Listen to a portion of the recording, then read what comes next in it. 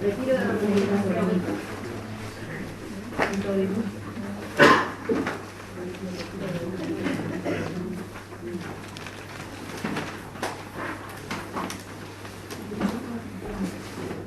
vimos todo lo de los poderes especiales y generales y el plazo de validez, ¿no?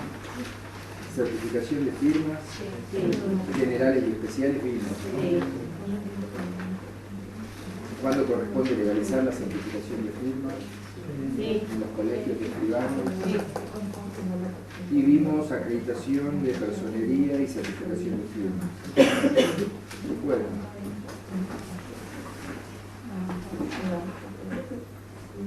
A mí me parecía como que yo les había dicho falta este tema, pero no se lo voy a dar, porque claro. No, esa fue la anterior Clase anterior. Bueno, vamos a empezar la unidad 4 entonces. Radicación de los automotores.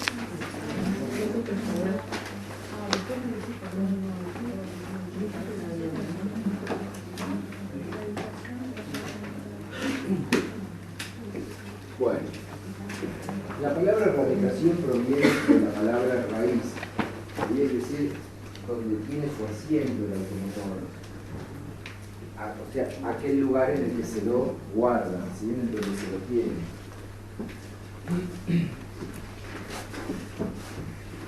Yo ya les expliqué que así como de acuerdo a nuestro domicilio, nosotros por el domicilio nos toca una escuela para votar, así por nuestro domicilio nos toca un registro seccional para inscribir nuestros automotores, es decir, lo que se inscribe es la propiedad sobre el automotor, todas las modificaciones a ese derecho de propiedad o la extinción del derecho de propiedad cuando pedimos la baja del automotor, por ejemplo. ¿Qué es lo que determina la radicación del automotor? Dos cosas. La primera, que es la regla general, es el domicilio del titular registral o el del adquirente.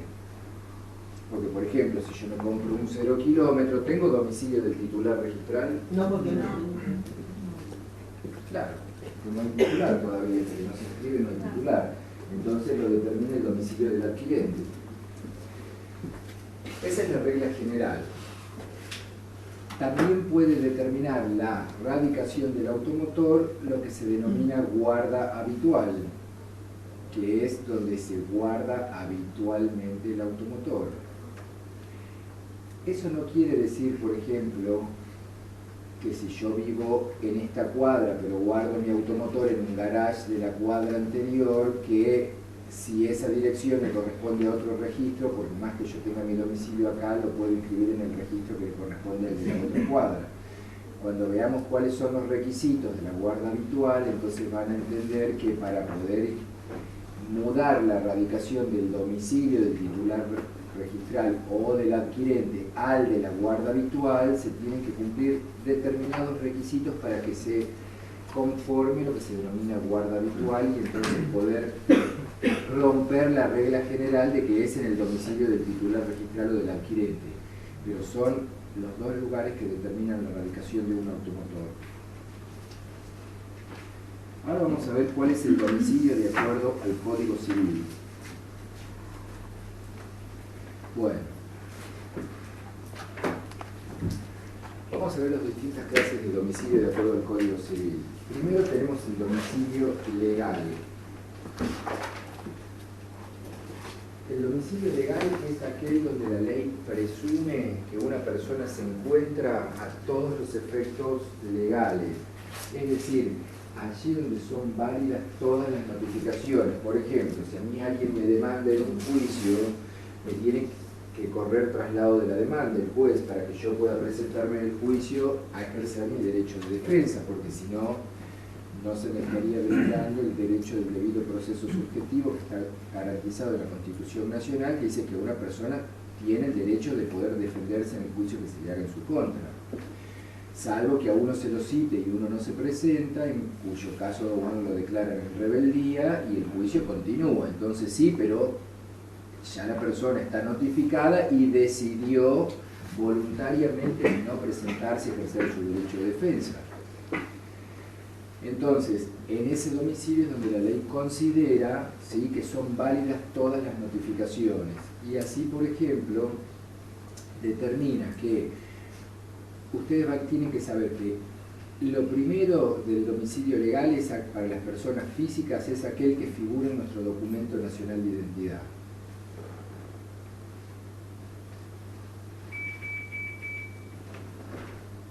O sea, ese es el domicilio que determina la radicación del automotor, ¿sí? Luego tenemos el domicilio real.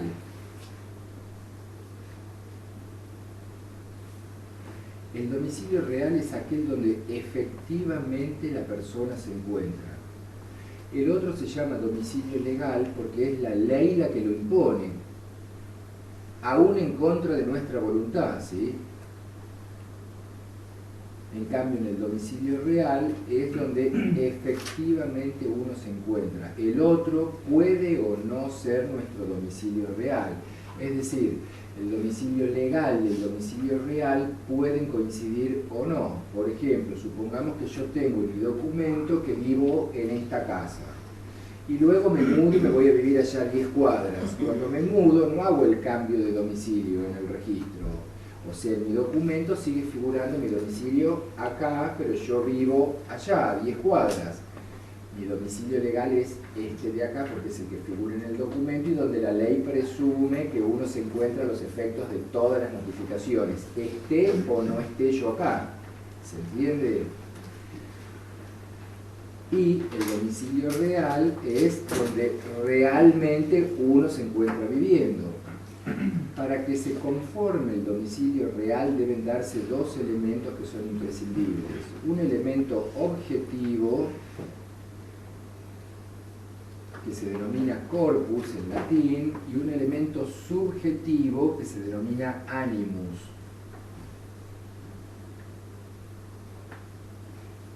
Porque si no, por ejemplo, si yo me fuera 15 días de vacaciones y me instalo en la casa de un amigo en Mar del Plata, si yo efectivamente estoy viviendo ahí durante 15 días, debería considerar que ese es mi domicilio real durante esos 15 días, ¿no? Para evitar ese tipo de confusiones es que tenemos que encontrar los dos elementos para determinar el domicilio real. Es decir, el corpus, o sea, el hecho de que efectivamente la persona se encuentre ahí viviendo de cuerpo presente, y el elemento psicológico o subjetivo que es el animus, es decir, la conciencia de que ese es nuestro hogar, ¿sí? De que ahí estamos viviendo y de que esa es nuestra casa. Cuando nosotros nos vamos de vacaciones y aunque estemos instalados en la casa de nuestra mamá, de nuestro hermano, de quien sea, nosotros sabemos cuando vuelva a mi casa. No es que allá es nuestra casa durante esos 15 días o el hotel donde paramos 15 días no se convierte en nuestro domicilio real, porque no se dan los dos elementos, o sea, se da únicamente el elemento objetivo o material, que es el hecho de que yo esté ahí, pero no existe el elemento psicológico de la convicción de que ese es mi hogar o el lugar donde yo resido. Les decía que a veces pueden coincidir o no el domicilio legal y el domicilio real. Normalmente coinciden, pero pueden no coincidir. ¿Cuál de los dos domicilios es el que va a determinar la radicación del automotor? El legal, es decir, el que figura en nuestro DNI. Si yo quiero que sea el otro, pues me voy, hago el cambio de domicilio y asunto terminado, ¿sí? Bueno, el domicilio legal, por ejemplo, de los menores de edad... ¿Qué necesitas? No, corpus y el otro era animus. El domicilio de los menores de edad, el domicilio legal de los menores de edad, es el domicilio de los padres hasta que cumplen la mayoría de edad. El domicilio de los funcionarios públicos o eclesiásticos es aquel... Estamos hablando siempre del legal, ¿no? Es aquel donde han sido designados para cumplir sus funciones. Por ejemplo, supongamos un juez, ¿sí? Que lo designan en un juzgado, supongamos civil y comercial, en la calle Marcelo T. de Alvear, 1610, juzgado número 4, piso 5, ¿sí? Oficina 6.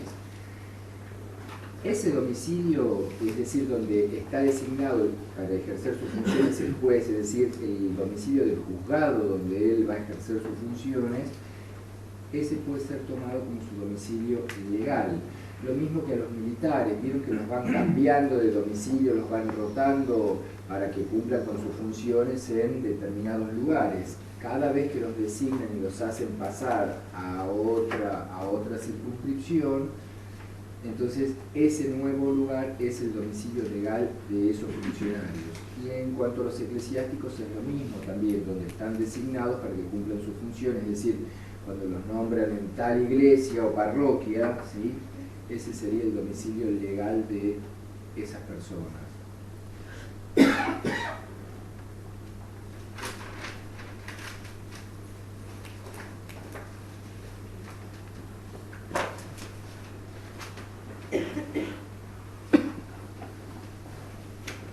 Vamos a ver ahora la forma de acreditar el domicilio para las personas de existencia visible y las de existencia ideal.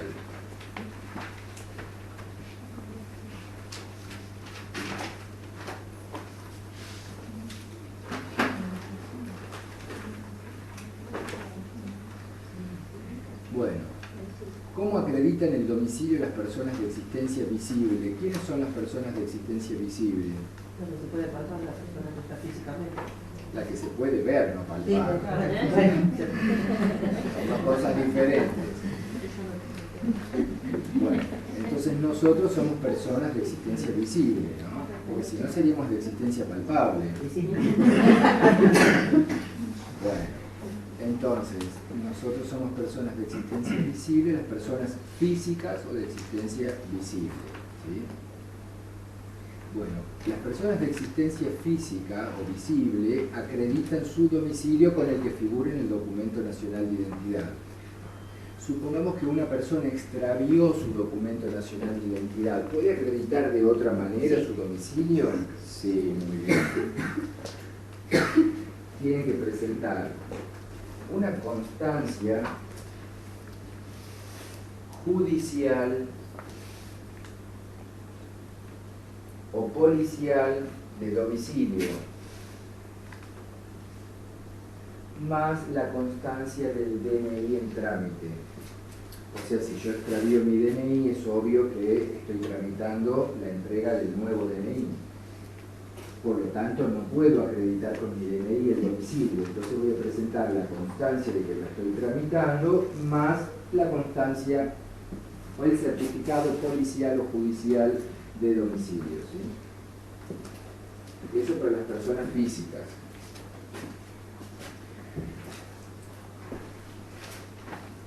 Para las personas de existencia ideal o personas jurídicas, es decir, para las sociedades, para las empresas, el domicilio legal, que es el que determina la radicación, se acredita con el que surge del contrato constitutivo o contrato social, es lo mismo, o estatuto social, todo es lo mismo con distinto nombre.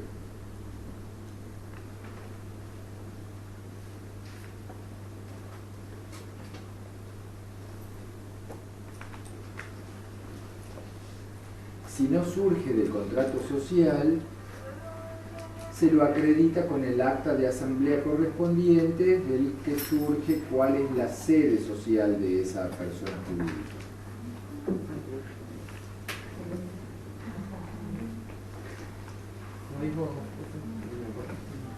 O del que surge del contrato constitutivo o del que surge del acta de asamblea, en donde se designa dónde va a estar la sede social.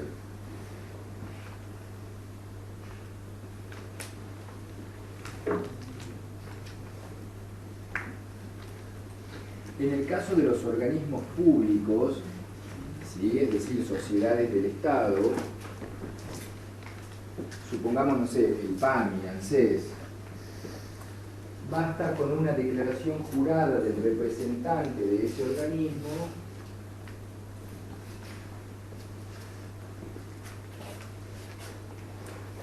en la que declare dónde se encuentra la sede de ese organismo, es decir, cuál es el domicilio legal de ese organismo.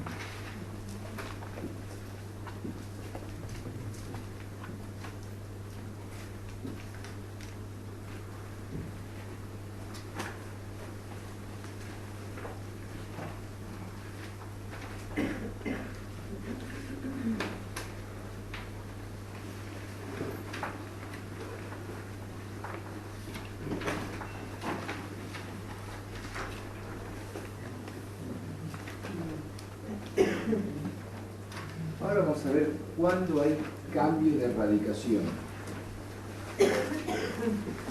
O sea, supongamos, si yo vivo en San Miguel y tengo mi domicilio, no sé, pongamos en esta calle San Martín,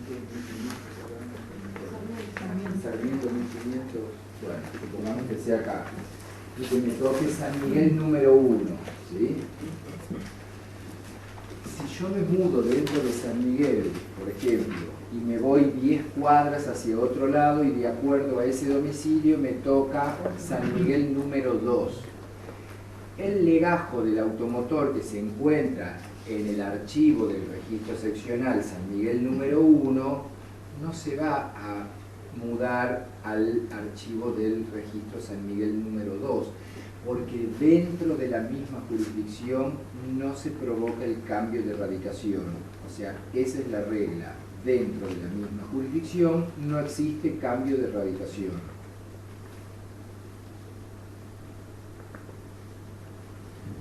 Supongamos que yo vivo en Capital Federal, hay 102 registros en Capital Federal. Por más que yo me vaya mudando de un departamento, de un edificio al otro y cambiando mi dirección, por más que yo haga el cambio de domicilio en el legajo, porque obviamente que si no lo hago el cambio de domicilio, el registro no tiene cómo enterarse que yo me cambié de domicilio. Por lo tanto, mi legajo va a seguir dentro de ese registro. Solo puedo pedir el cambio de radicación por cambio de domicilio cuando yo lo solicito, pero si no el registro no lo adivina, ¿sí? Entonces, si yo estoy dentro de la misma jurisdicción, por ejemplo en Capital, supongamos que por mi domicilio me toca Capital número 20, y me mudo en distintas oportunidades, no importa, y de acuerdo a mis nuevos domicilios me van tocando distintos Capital 70, 80, 45, 21. Nunca va a cambiar de registro el legajo de mi automotor porque dentro de la misma jurisdicción no se provoca el cambio de radicación, ¿sí? No quiero que se confundan acá cuando hablamos de cambio de jurisdicción referida al cambio de domicilio a cuando hablamos de cambio de jurisdicción referida a la legalización de la certificación de firma. Porque la certificación de firmas es, si bien, o sea, es nacional, está controlada cuando se trata de los escribanos públicos, está controlada por los respectivos colegios de escribanos que son provinciales o locales, o de la Ciudad Autónoma de Buenos Aires. Entonces, hay cambio de radicación cada vez que yo, o cambio de jurisdicción, cuando hablamos de cambio de radicación, cada vez que yo cambio de nombre de registro, de nombre, no de número, ¿sí? Por ejemplo, si yo estoy en San Miguel y me cambio de domicilio, me corresponde San Miguel 2, sigo dentro de la misma jurisdicción porque sigue siendo San Miguel, y si fuera San Miguel 3, sigo dentro de la misma jurisdicción. Por lo tanto, siempre el legajo va a quedar en San Miguel 1. Ahora, si yo, por ejemplo, me mudo y me voy a vivir a Olivos y me toca Olivos 1, ¿hay cambio de jurisdicción o no? Claro, porque cambió el nombre del registro, ¿sí? Más San Miguel ahora es Olivos. Entonces, ahí sí hay un pasaje del legajo de San Miguel 1 a Olivos 1 porque hay un cambio de radicación porque cambié la jurisdicción, no estoy dentro de la misma jurisdicción. ¿Me siguen hasta ahí? Ahora vayamos a la certificación de firmas. Supongamos que yo hago certificar mi firma en una solicitud tipo 08 acá en San Miguel con un escribano, pero yo voy a presentar esa solicitud tipo 08 en Olivos 1. ¿Hay cambio de jurisdicción? No. Porque tengo el mismo colegio de escribano que es el de la provincia de Buenos Aires, es decir, nunca salí de la provincia. Entonces, yo ahí no necesito legalizar la certificación de firmas del escribano, porque sigo dentro de la misma jurisdicción a esos efectos, ¿sí? Pero cambio de jurisdicción a los efectos de la radicación del automotor, ¿se entendió? Como que la de firma es por provincia y la de jurisdicción va por localidades. Exacto, tal cual, pero no es un capricho, sino que el organismo que controla las certificaciones es provincial. Entonces, por más que yo me vaya mudando dentro de las localidades, siempre que le corresponde al mismo colegio de escribanos, no necesito que la legalicen. Por ahí Granburg tiene lo mismo que San Miguel, entonces no hace falta que legalicen nada. No, por ahí no. Tiene el mismo colegio, o sea, toda la provincia de Buenos Aires tiene el mismo colegio de escribanos, que es el que controla la matrícula de los escribanos. Por lo tanto, ahí no hay cambio de jurisdicción para que yo necesite una legalización de la certificación de firmas. Pero sí hay un cambio de jurisdicción a los efectos del cambio de radicación, porque cambié de nombre de registro, ¿se entiende? Entonces, cuando a mí me pasa eso, no necesito ir y legalizar la firma del escribano. Pero de capital a provincia sí tengo que legalizarlo. Y claro, porque le están cambiando de jurisdicción, en ambos sentidos, para la certificación de firmas y para la radicación del automotor. Bueno, ¿se entendió hasta ahí? Vamos a ver ahora guarda habitual.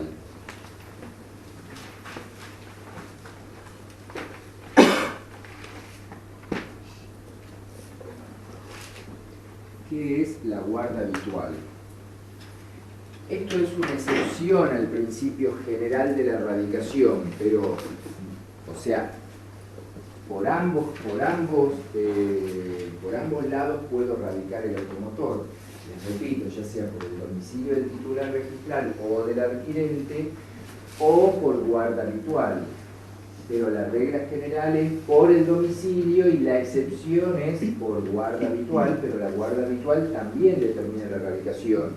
Es decir, si yo pregunto, ¿qué determina la radicación de un automotor?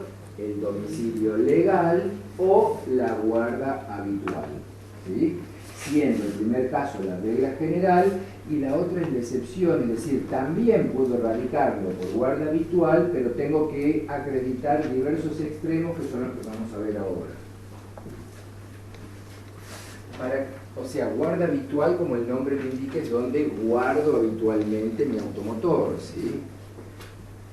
Pero les repito, eso no significa que si yo lo tengo en el garage de acá a 2 cuadras, porque no hay uno más cerca, en vez de que me toque San Miguel 1, me voy a San Miguel 2 porque mi auto está allá a 2 cuadras, ¿entiende? Entonces, ¿cuáles son los requisitos para que yo pueda inscribir mi automotor por guarda habitual? Es decir, determinar la radicación de mi automotor por guarda habitual. ¿Qué es lo que necesito presentar? Primero, un acta notarial.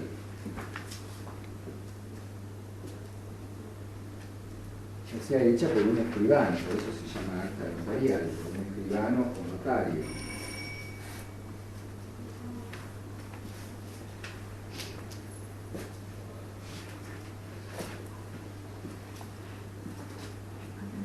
En esa acta notarial yo le tengo que decir al escribano, es decir, el escribano va a decir que en la ciudad de San Miguel, a los tantos días del mes tanto, del año tanto, se presenta ante mí el señor fulano y dice, ¿sí? Entonces yo en esa acta notarial le voy a decir al escribano a dónde guardo habitualmente mi automotor, cuáles son los motivos por los que yo guardo mi automotor en ese lugar,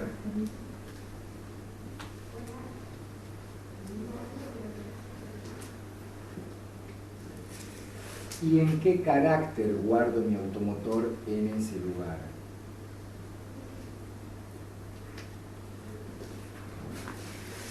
Por ejemplo, que guardo habitualmente mi automotor en la calle San Martín, número 250, toda vez que tengo ahí una panadería y utilizo mi automotor para repartir la mercadería de mi negocio, ¿sí? De mi comercio.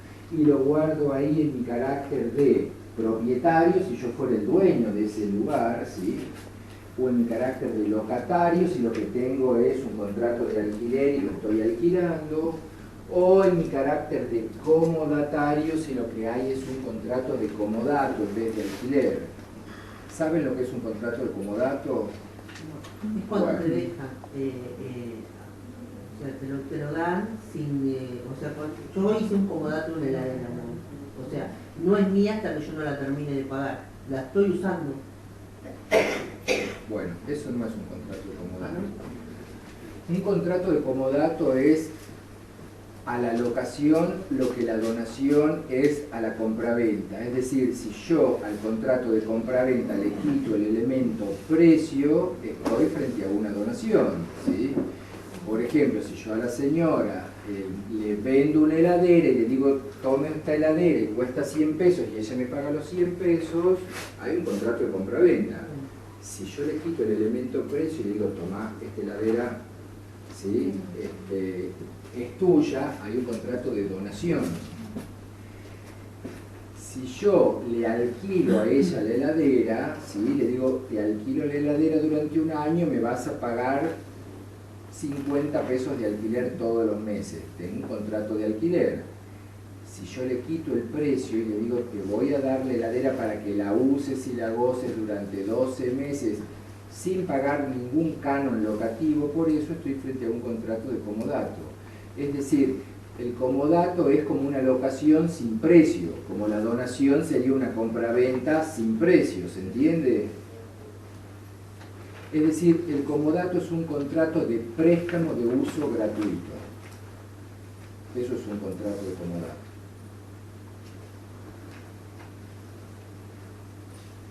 Entonces, yo podría decir que guardo mi automotor en ese lugar habitualmente porque tengo ahí, por ejemplo, un comercio y lo uso para repartir mercaderías, y que lo guardo ahí en mi carácter de propietario, si fuera el dueño, de locatario, si lo estoy alquilando, o de comodatario, si tengo un contrato de préstamo de uso gratuito. Si alguien me dijo, toma, usalo, te presto mi local y tener ahí tu panadería, ¿sí? Hasta ahí vamos con el primer requisito, el acta notarial. Segundo requisito, acreditar lo que yo le dije al escribano en el acta notarial. Es decir, por ejemplo, si yo le dije que guardaba ahí mi automotor en mi carácter de propietario, tengo que presentar la escritura de propiedad de ese inmueble para mostrar que yo soy el dueño de ese inmueble. Si yo le dije al escribano que guardaba ahí mi auto en carácter de locatario, tengo que presentar el contrato de alquiler. Y si le dije que era en carácter de comodatario, el contrato de comodato, es decir, de préstamo de uso gratuito. Hasta ahí vamos con el segundo requisito. Si yo necesito un contrato, no le puedo decir, no me lo prestó de palabra, ellos te siguen sin que le lleves un contrato.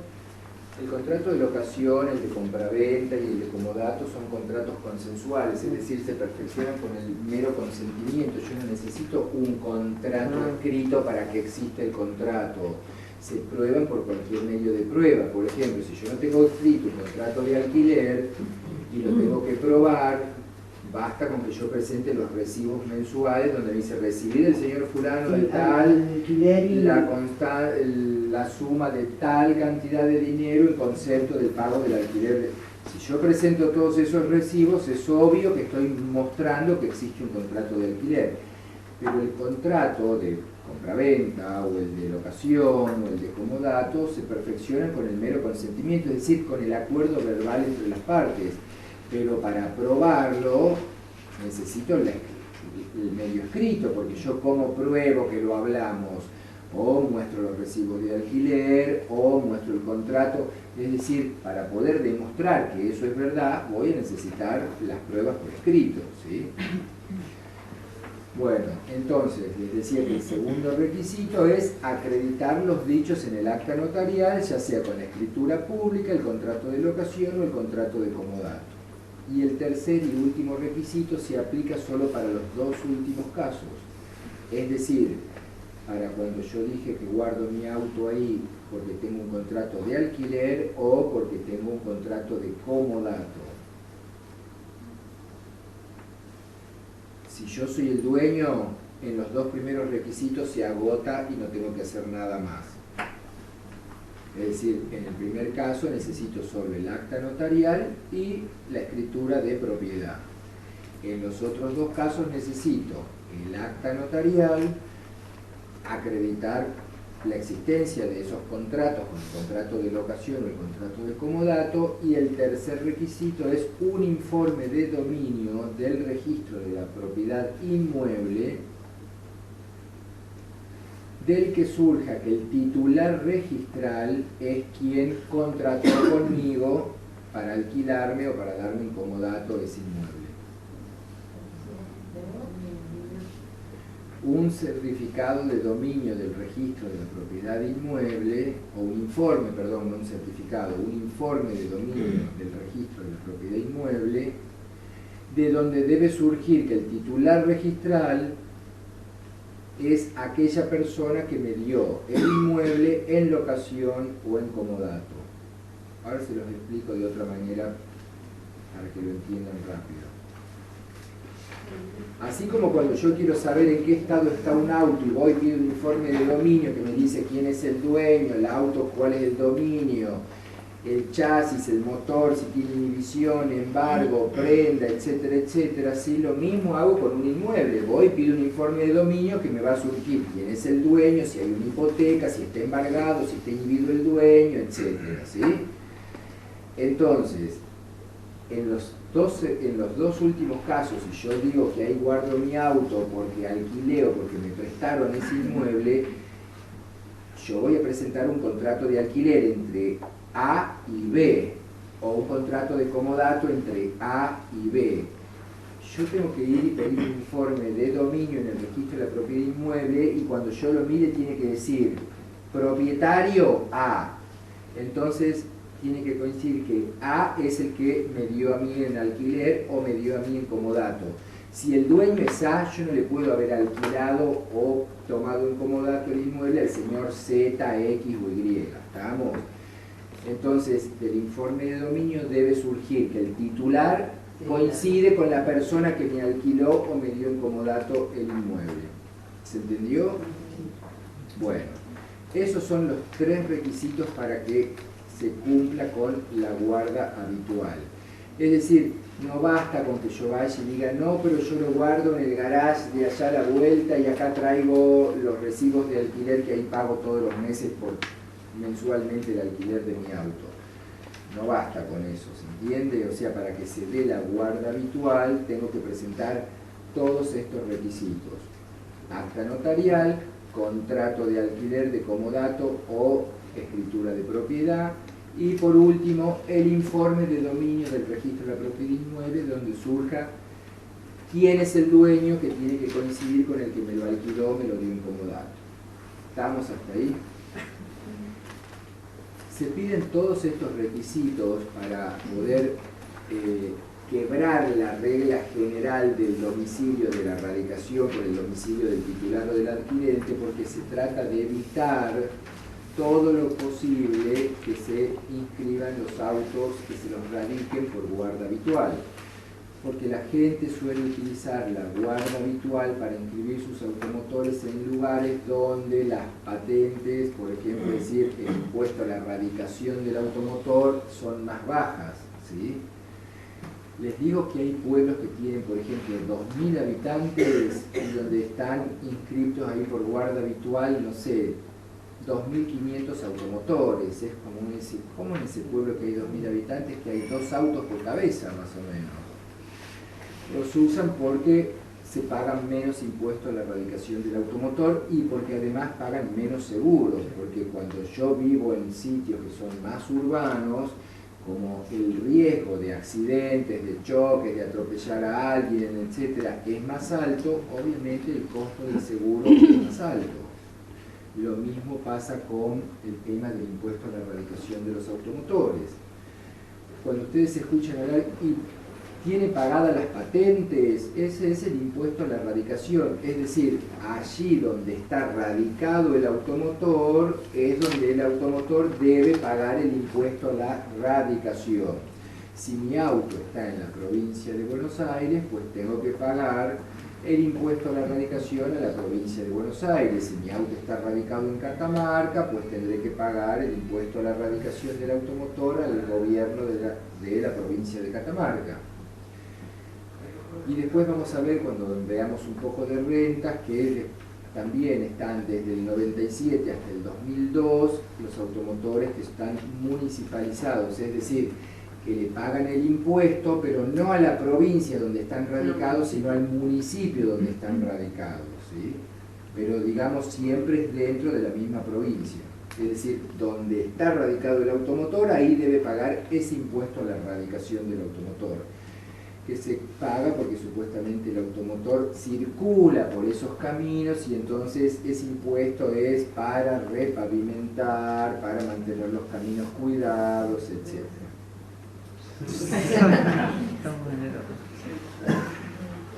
Bueno, ustedes quieren pagar pocos impuestos y después quieren calles pavimentadas y iluminadas como si estuvieran en Nueva York. Así no se puede, chicos. Una consulta, salió el otro día la presidenta hablar diciendo que para el 2016 va a haber una nueva patente. ¿Eso lo incluye algo a nosotros o sigue todo lo mismo luego que ponemos la nueva patente y listo? Claro.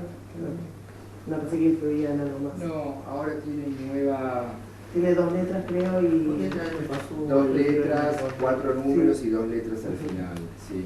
O sea, es para todos los países el mismo formato, pero no se comparte la patente con los otros países. Es decir, no es que dentro del Mercosur van a ir saliendo así como ordenadas las patentes 1, 2, 3, porque no hay algo supranacional que controle esa... ¿Y es ley tenerla o no hace falta cambiarla? Por ahora no hace falta cambiarla. Está pensada en principio solamente para los 0 kilómetros, es decir, por ejemplo, van a ser las 2 letras, 4 números y 2 letras para los 0 kilómetros que se inscriban a partir del 2016. Igual no sé si llegamos al 2016 porque yo creo que en el caso nuestro ya se terminan, es decir, que es inminente que comience las nuevas placas. Se va a distinguir solamente porque la nuestra tendrá el escudo argentino, en Brasil el escudo brasilero y así, pero o sea que va a haber una réplica de números, digamos, va a haber un auto con esa patente acá y uno allá, ¿sí? o en Paraguay, sí, en la solicitud tipo 08 ponele, en vez de poner, que antes teníamos que poner la vieja y la nueva, ahora hay que poner también la vieja, la nueva y la otra vieja. Pero ¿cómo vas a poner la vieja y la nueva si te digo que son para los 0 kilómetros? Cuando vos inscribís un 0, perdón, me quedé con que había que cambiarla. Bueno, seguramente en cuanto el gobierno necesite recaudar un poco de fondos, va a decir, y se lanza la nueva convocatoria a fin de que los que tienen las patentes viejas se les cambie y se les dé la nueva. O sea, va a depender de los recursos que hagan falta. Los documentos, todo el año tenemos que cambiar el documento nuevo. No, pero no sucede eso. ¿Cómo que todos los años hay que cambiar el Bueno, documento? sí, últimamente el último fue el celeste, ahora hay que cambiar de vuelta el documento. Que por la nueva, el último fue el celeste y ahora hay que tener una cédula nueva. La cédula sola. No se llama cédula, chicos, hablen con propiedad, es un documento nacional de identidad. ¿Por qué cédula? Cédula dice en la propaganda, es una nueva cédula dice. No, es un documento nacional de identidad. No dice cédula. Sí. No creo que diga Igual dicen cédula de que publicidad. dejan de tener validez el resto de los documentos. No, lo que deja de tener validez es el documento nacional de identidad en la libreta verde, es decir, el formato libreta no va más. Aquellos que tengan el formato tarjeta, ¿sí? Ese sí es válido. Así que no lo tienen que cambiar a ese, solo tienen que dejar de usar el verde porque no va a valer más a partir del 1 de enero del año que viene. Así que, pero no es que se cambia todos los años el documento. Los que ya hicieron el documento, que les dieron el tarjeta y el libreta, con la libreta la enmarcan, queda hermosa, la pongan en algún lugar de la casa y siguen usando el tarjeta. Bueno, estábamos entonces en el tema de la guarda habitual, ¿sí? Vamos a ver ahora entonces.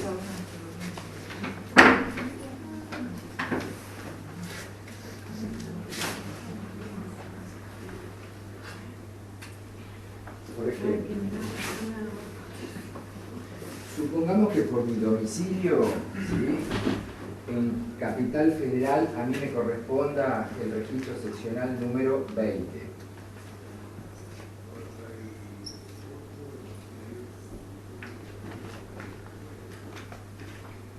Y resulta que yo ahora tengo, por ejemplo, una casa en Mar del Plata donde voy a pasar los veranos o los fines de semana largos y me compro ahí un cuatriciclo que lo uso para pasear, ¿sí? lo puedo inscribir por guarda habitual, porque recuerden que yo puedo tener 50 casas, pero ¿tengo 50 domicilios? Tengo uno. O sea, por lo menos tengo un domicilio legal que puede coincidir con el real.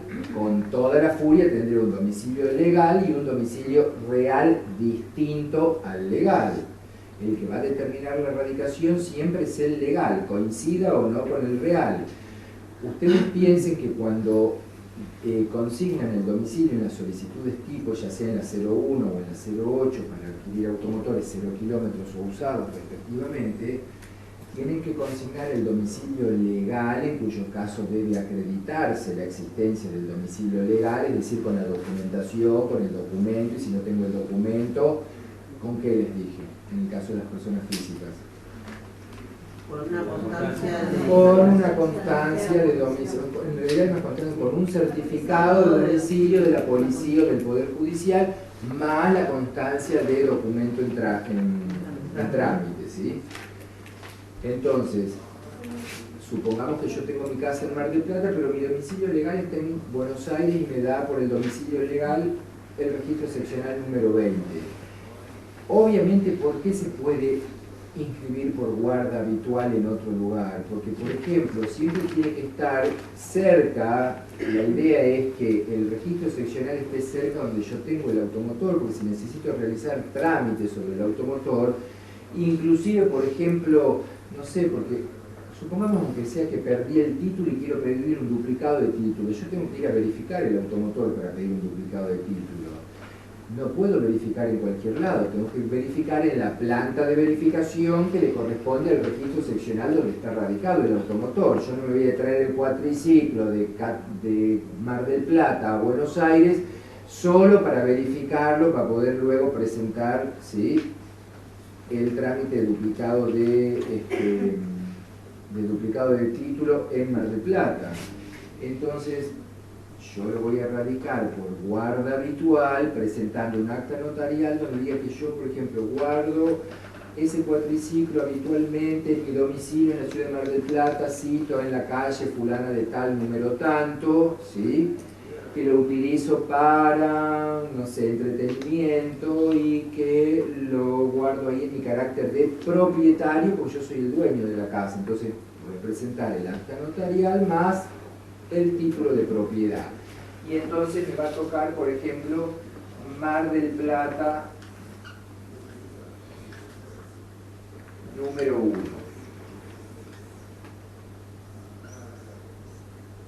Bueno.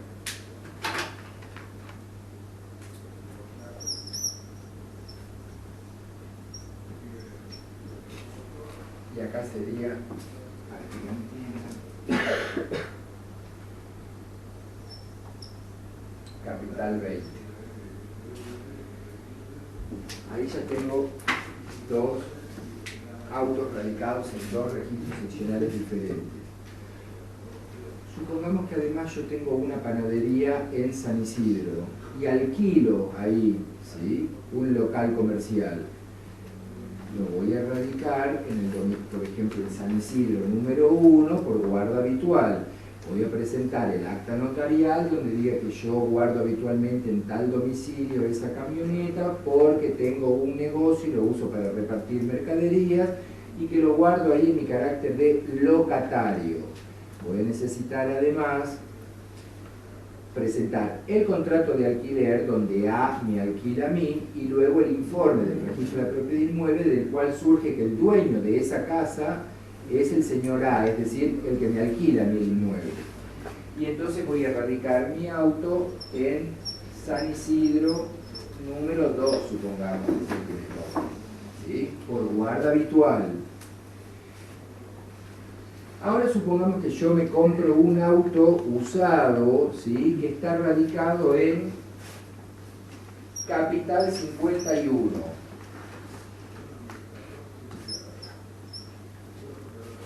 ¿Cambia de radicación y viene el legajo a Capital número 20? No, porque dentro de la misma jurisdicción no se produce el cambio de radicación.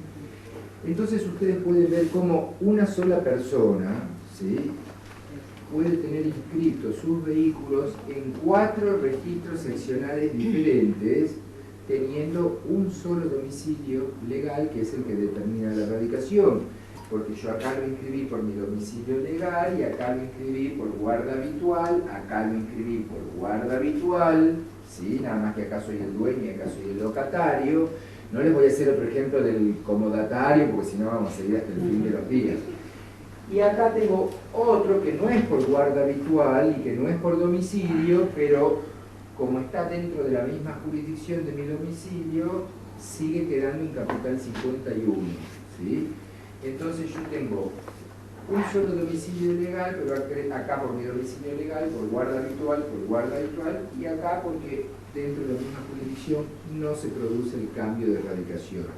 Entonces ustedes pueden observar cómo tengo 4 automotores inscritos en 4 registros seccionales diferentes, determinando el domicilio por distintas razones que son las que acabamos de ver. ¿Tienen alguna pregunta hasta acá sobre esto?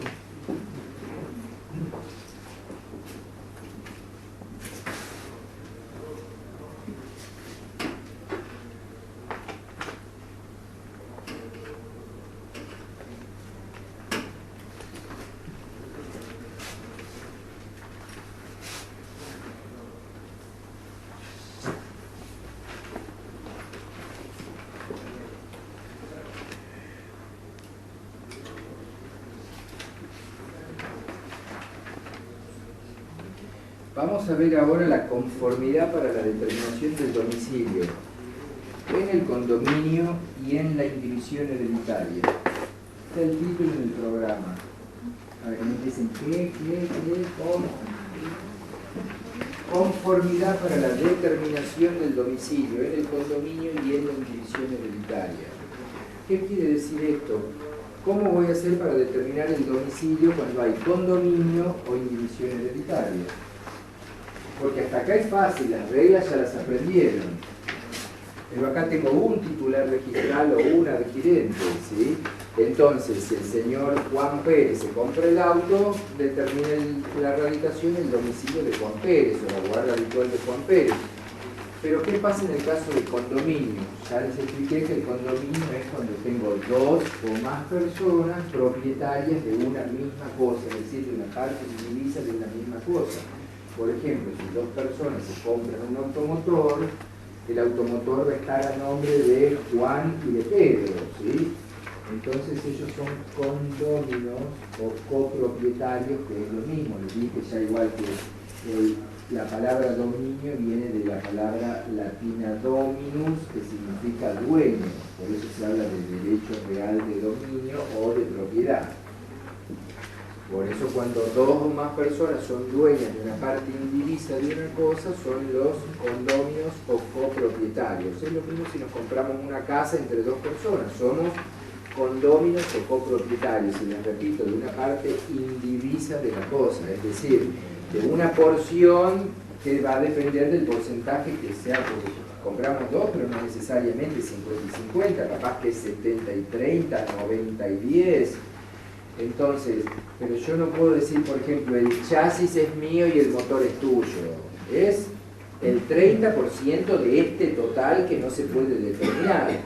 O sea, yo te tengo que pagar el valor del 70% restante si me quiero quedar con todo, o lo vendemos y de la venta el 30% es mío y el 70% es tuyo, ¿se entiende? Bueno, entonces, cuando uno solo es el comprador o el titular registral, es sencillo seguir estas reglas que acabamos de ver para ver cómo determinar la radicación del automotor. Pero ¿qué pasa cuando hay más de un titular registral o de un adquirente? Bueno, no sé si ustedes vieron en sus apuntes si tienen fotocopias de la solicitud de equipo. No, sí. En el civil, ¿las vieron? Oh. Sí, yo oí cuánto. Bueno, supongamos que sea una 08 o una 01, da igual, ¿sí? Yo voy a tener acá el comprador y el condominio en la compra, ¿sí? Entonces voy a poner comprador, por ejemplo, A, condominio B. porcentaje, por ejemplo, el 50%, y acá el 50%. ¿Sí? Si yo, por ejemplo, tengo otro comprador más, es decir, los compraron entre 3 personas, voy a necesitar otro juego de 0,8, ¿sí? Donde yo ponga, por ejemplo, al señor C acá. Y si fueran 4, voy a poner a D, y así voy a tener que ir agregando juegos de 0,8 según la cantidad de copropietarios que sean.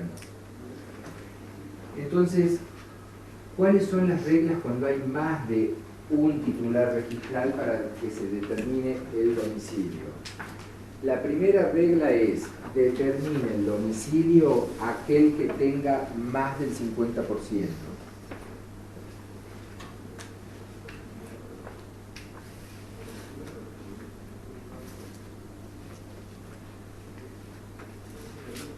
Son muy sencillas las reglas.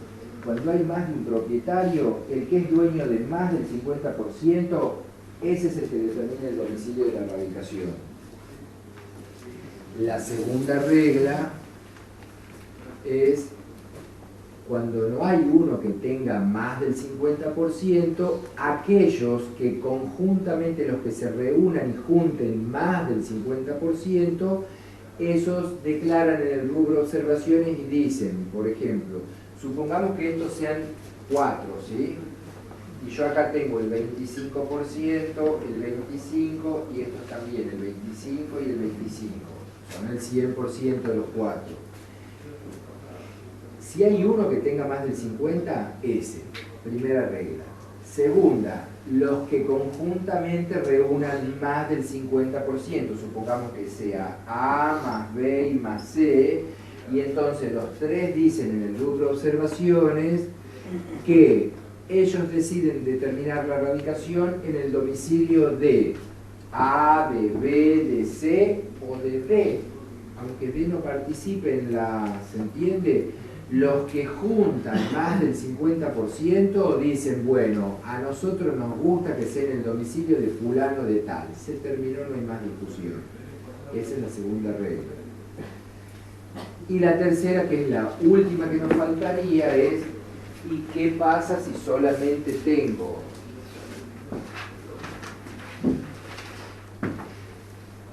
dos propietarios y cada uno es dueño del 50%? Porque acá no puedo aplicar las otras reglas. Porque la primera era el que tenga más del 50 y acá tengo dos que tienen 50 cada uno. La segunda es los que juntos reúnan más del 50 y se pongan de acuerdo a dónde, ¿sí? Y entonces acá otra vez decir, bueno, pero para eso tiene que haber la voluntad de los dos, que tiene que haber un acuerdo entre los dos, pero si no están de acuerdo, ¿cómo lo hago? Es el que está en la primera columna, ese es el que determina la radicación.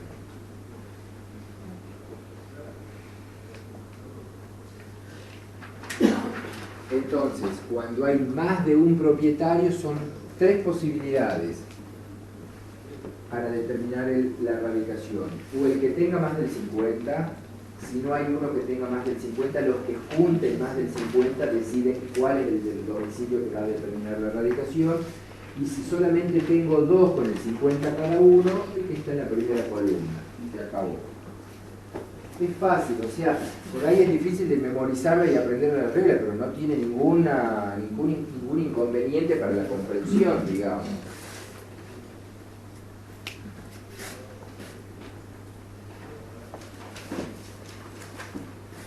¿Están contentos con el fin de semana largo o trabajan?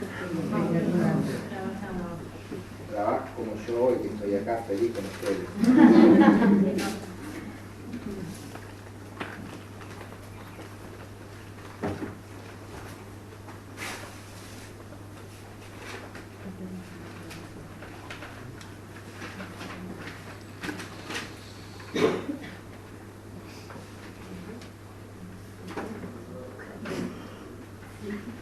Bueno, las mismas reglas se aplican para la indivisión hereditaria, ¿sí? Es decir, por ejemplo, si muere el titular registral y entonces quedan los herederos que son, por ejemplo, la mujer y los 3 hijos, ¿sí? Obviamente puede ser que la mujer tenga un domicilio, capaz que los 3 hijos no es que son menores que viven todos con la mujer, capaz que son mayores, ya se fueron a vivir, tienen su esposa, sus hijos, etcétera, viven solteros en algún lugar del mundo. Entonces es como, se muere el titular registral y digo, y acá tengo 4 herederos, ¿a dónde voy a inscribir la radicación del automotor? Se aplican las mismas exactas reglas que para el condominio. O sea, el que tenga más del 50, los que junten más del 50 o el que está puesto en la primera columna de la 08 y asuntos terminados, ¿sí? O sea, es el mismo razonamiento en el caso de indivisión hereditaria. Es decir, transferencia por sucesión, ordenadas dentro del marco del juicio sucesorio.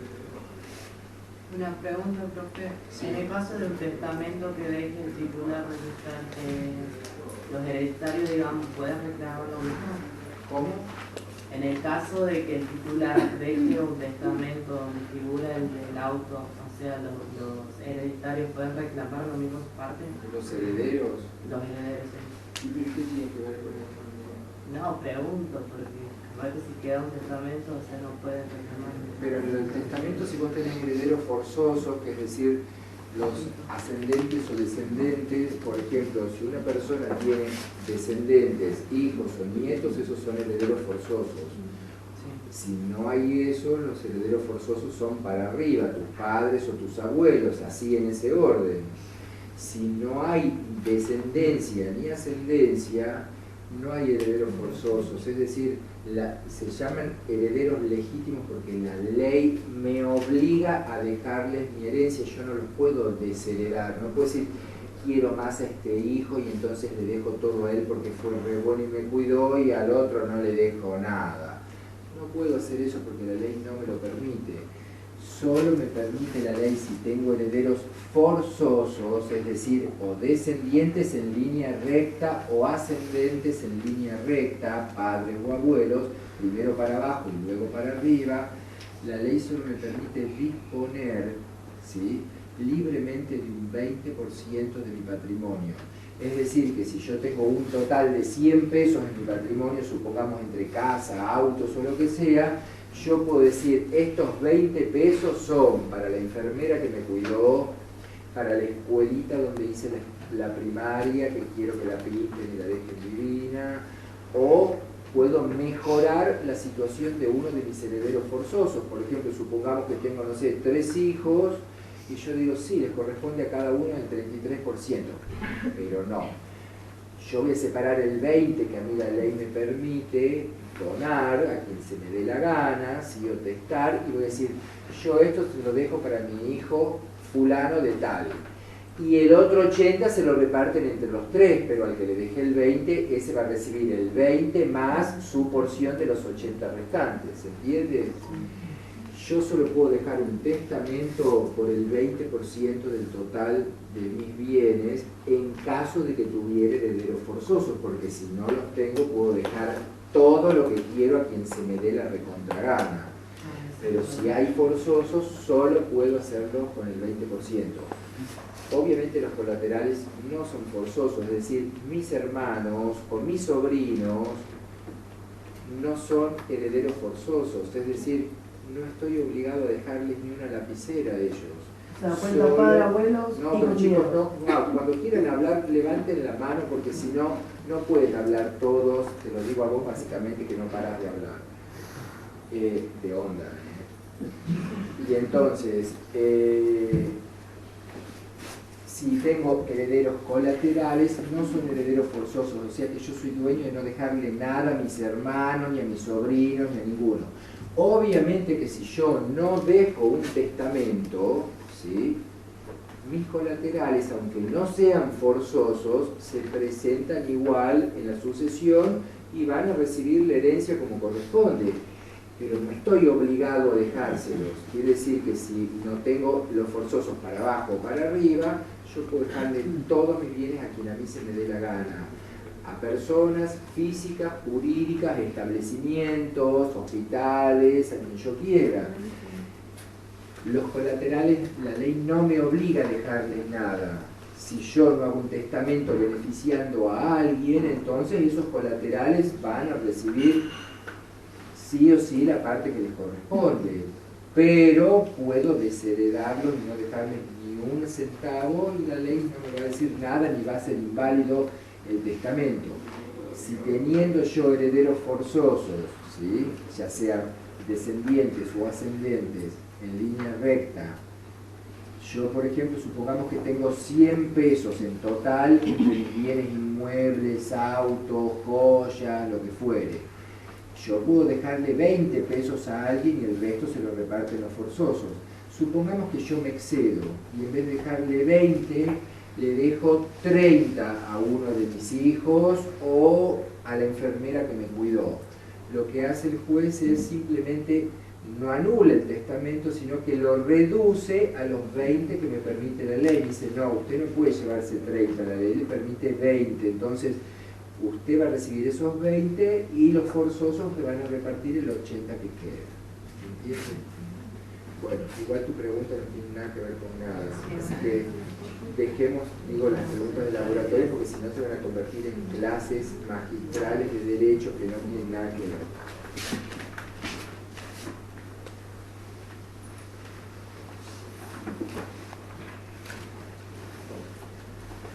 Vamos a ver la identificación del automotor.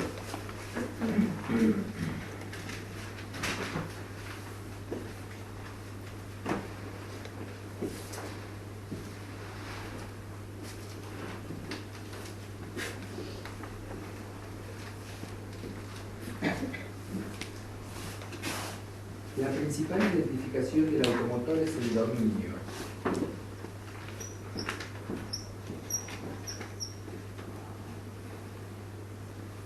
Es decir, el código alfanumérico se llama alfanumérico porque está compuesto de letras y números que identifica al automotor. Sería como nuestro documento nacional de identidad.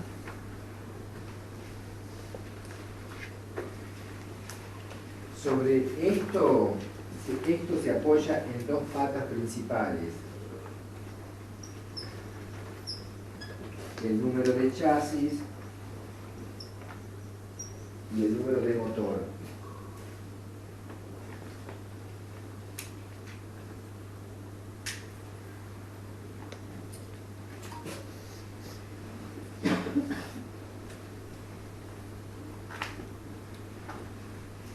El número de chasis es irrepetible, es decir, lo voy a tener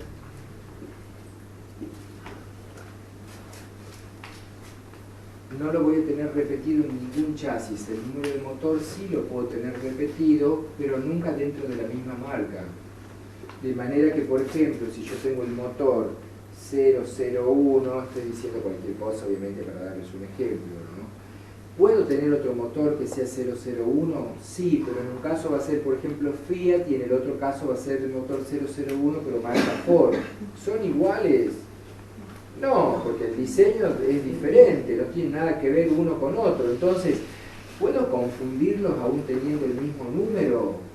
No hay ninguna posibilidad, ¿sí? Porque es como que yo me llame Luis Gómez García y acá haya otro que se llame Luis Gómez García, pero que sea de raza negra o raza de color, díganle como quieran, que ya llegue el Linares y me pegue un balazo en la frente.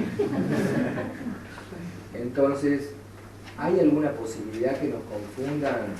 No, bueno, pasa lo mismo con los motores, el diseño es completamente diferente, por lo tanto, aun cuando tengan el mismo número, no hay posibilidades de confundir uno con otro. La placa metálica, si ustedes ya saben que es un elemento de seguridad, no se pueden utilizar placas apócrifas, es decir, aquellas que se adquieren, por ejemplo, el nombre. Bueno, hay un barrio en Warner, bueno, ahí compran todo, ¿sí? Lavarropas, planchas, autos, motores, cascos de astronautas, todo lo que quieran ahí. Bueno, Yo tengo que utilizar las legítimas, que son las que provee el registro de la propiedad automotor, que tienen medidas de seguridad. Es decir, las apócrifas se pueden parecer, pero cuando las controla alguien que entiende, sabe, por ejemplo, si me para la policía o para hacer un control, ¿sí?, van a saber que la placa es apócrifa, por más que a simple vista parezca auténtica o guarde las medidas y el tamaño de la placa auténtica o original. Porque, por ejemplo, tienen una luz refractaria que cuando uno la inclina a 45 grados te provoca un encandilamiento del iris del ojo derecho, no sé cuánto. Luego se agregó hace un poco tiempo, creo que unos 4 años más o menos, se agregó un elemento de seguridad que es un escudo de estos que uno tridimensionales, no sé cómo se llaman, que uno los mueve y tienen distintas formas y distintos dibujitos. Bueno, obviamente que es un fondo negro, letras blancas sobre un fondo negro, las medidas de las placas son todas las mismas, ¿sí? Es decir, están hechos las medidas, el ancho, el alto, la profundidad con que está marcada la placa, es decir, todas tienen que repetir determinadas medidas de seguridad. Esa nueva placa de la que me preguntabas vos, que es la placa nueva del Mercosur, tiene las medidas, va a tener las mismas medidas de seguridad que tienen, que es la que establece la Ley Nacional de Tránsito y Seguridad Vial, que es la 24.449. Bueno, en el caso de las motos, cuando yo te diga, vos levantás la mano, y cuando yo te diga, entonces vas a poder hablar, porque si no es lo mismo que no levantes la mano y hables encima de mí como hace el resto de tus compañeros. La regla es: levanto la mano y cuando yo termino de hablar les doy la palabra. No es de tirano, sino para que seamos ordenados. Entonces, esto es en el caso de los automotores. En el caso de los motovehículos es lo mismo, pero al revés. Voy a tener los números adelante y las letras atrás. Decime. ¿Cómo se llama vos la palabra, la que nombró de la placa? Apócrifo. Eso. Sí, es igual a falso, ¿sí? O falsificado. Si querés una mera traducción, le decimos trucho. Pero digamos que técnicamente sería una placa apócrifa. Apócrifa. Las motos, perdón, Sí. las motos tienen número de chasis. Claro, pero se llama cuadro el chasis de la moto. Ah, Y claro, sí tienen número de motor y número de cuadro, obviamente. O sea, esas piezas siempre tienen una numeración que las identifica. Son las partes registrables del automotor o de un motovehículo: el chasis o cuadro en el caso de las motos y el motor. Son las dos piezas que son registrables obligatoriamente por nuestro sistema registral. Por ejemplo, en Estados Unidos no se registran los motores, solo se registran los chasis. Y a los motores no les dan bolilla. Porque igual no se imaginan ellos como robando motores para cambiar un motor por otro del auto, porque ellos a los autos los usan como si fueran calzones, digamos, los tiran uno detrás de otro, los cambian todos los años, ni siquiera los compran, los pagan en leasing, todos andan en unos autos que parecen avionetas y los pagan unas cuotitas chiquititas en 75 años, que cuando llega al año siguiente ya tiraron el auto y andan en otro. A ver, no se crean que porque esos países son increíbles y maravillosos, porque sí, eso los pagamos nosotros, ¿sí? Los infelices del tercer mundo. O, por ejemplo, uno va allá y se compra un teléfono, y la gente allá se compra un teléfono y está un iPhone 5 a $50, un iPhone 6 a $50, con planes, obviamente. Como si yo voy acá, claro, y me compro un iPhone, bueno, allá también voy, que se lo van a comprar sin planes, es obvio que lo compran con planes. Si yo me lo quiero comprar liberado para traérmelo acá, tiene otro valor que los $1000. Pero si yo vivo allá y me compro con un plan de la telefonía que me brinda el servicio, cuesta $50 un iPhone. O sea, te tiran los teléfonos por la cabeza, pero no es porque, ay, qué bien allá. Claro, en lo que ponemos nosotros en las empresas transnacionales, subvencionamos la vida que se dan allá y en Europa. Porque dicen, ¿cómo hacen para vivir tan bien en las calles, las ciudades? Y claro, querido, con los que nos afanaron acá, todos se llevaron todo de todo. Tenemos 200 años de vida, no van a comparar con ellos que tienen 2.000 millones de años, están antes de Cristo, ya con sus ciudades. Y aparte, la mitad de Europa se llevó toda América, la otra mitad de Europa se llevó toda África, todo, y hoy en día se lo siguen llevando, pero de otra manera. Ya no se llevan mano de obra esclava ni minerales, pero lo hacen de otra forma, es decir, siempre encuentran una manera de colonizarnos y de seguir viviendo a costillas de los menos desarrollados que somos nosotros y la pobre gente de África que ni les cuento, porque nosotros somos millonarios, no se olviden.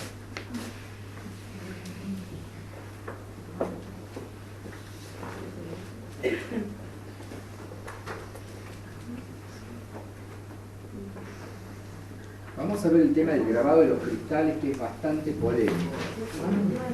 Grabado de cristales.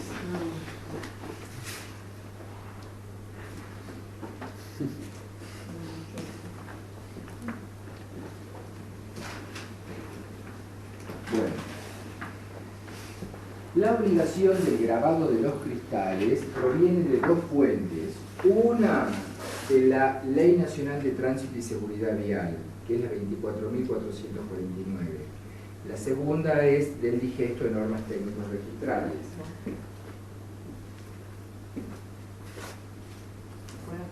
Sí, ¿quién quiere hablar? ¿Quién dice puedo y grita desde el fondo? ¿Usted? No, que si puede bajar un poquito el aire.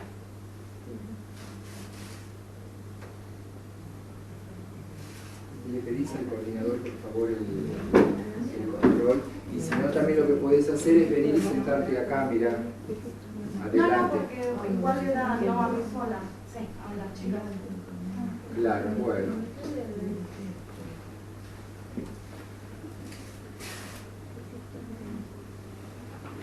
Bueno, entonces, les decía que el grabado, la obligación de grabar de los cristales proviene de estas dos fuentes, ¿sí? O orígenes. La Ley Nacional de Tránsito obliga a grabar los cristales con el número de chasis. Eso ya sale de fábrica, porque obviamente la fábrica graba el número de chasis, conoce el número de chasis y por lo tanto puede grabar los cristales con el número de chasis del automotor. ¿Cuáles son los cristales que deben estar grabados con el número de chasis? El parabrisas, es decir, el cristal delantero, ¿sí? La luneta trasera, y en los automotores de hasta 4 cristales laterales, los 4 cristales laterales, es decir, 2 de cada lado.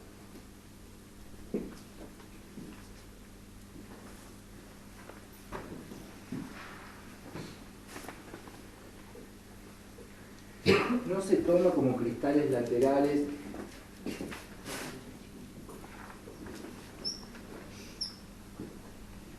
vieron que ahora antes en las puertas venía como algo que uno llamaba ventilete cuando yo era chico. Ahora no vienen más, pero antes venían como con una manijita que uno hacía así y ese triangulito se abría y te volaba el flequillo todo el camino mientras viajabas, porque no era tan común tener autos con aire acondicionado en aquella época. Entonces venían con ese ventilete que hacía que ingresara el aire. Hoy lo tienen muchos modelos de autos, en general ya no vienen, pero hay muchos que todavía lo conservan, con la diferencia que ya no se abre. Bueno, ese triangulito de sabor, eso no es considerado cristal a los efectos de cuáles deben estar grabados, ¿sí? Entonces, por ejemplo, si yo tengo acá estos dos cristales, sería este más este. Obviamente, los dos del otro costado, ¿sí? Más el parabrisas y la luneta trasera. En los automotores, ahí voy, que tienen más de 2 cristales laterales, el primero y el último de cada lado. Supongamos que sea un colectivo, el primero y el último. Un furgón vidriado, el primero y el último. ¿Sí? Sí. Sí, a mí el triangulito ese me lo grabaron porque decía que era obligación.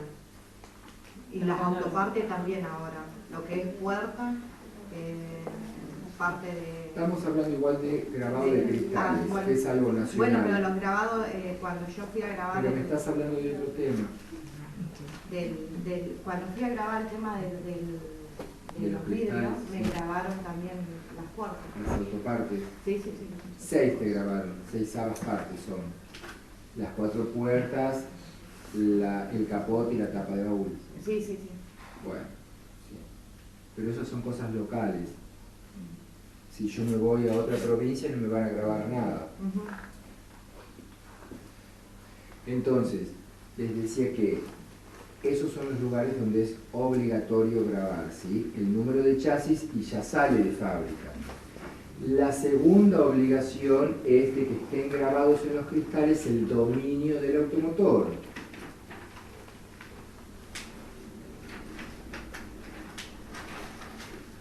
Obviamente que eso ya no sale de fábrica, porque ¿sabe la fábrica cuál es el dominio que le va a tocar? No, entonces es obligación de quién grabar el cristal. El comprador, el titular registral, desde que compra tiene un plazo de 10 días para grabar los cristales con el dominio del automotor. Eso no afecta a la circulación del automotor. ¿Qué quiere decir? Que si yo tengo un cristal, supongamos que me rompieron en la ventanilla para robarme el estéreo. Obviamente que me quedó la ventanilla sin el grabado ni del chasis y obviamente sin el grabado del dominio. ¿Podría, por ejemplo, un control policial detenerme y decirme que no puedo circular porque no tengo eso grabado? La respuesta es un no rotundo. Solo me va a impedir verificar correctamente cuando voy a transferir o cuando no voy a transferir. Supongamos que quiero hacer un cambio de motor, tengo que verificar. Supongamos que perdí el título, como me pasó a mí, que no lo puedo encontrar, mi vuelta a mi casa y no hay manera de encontrar el maldito título, no sé dónde lo habré tirado. Tengo que ir a hacer la maldita verificación para poder hacer el duplicado de título.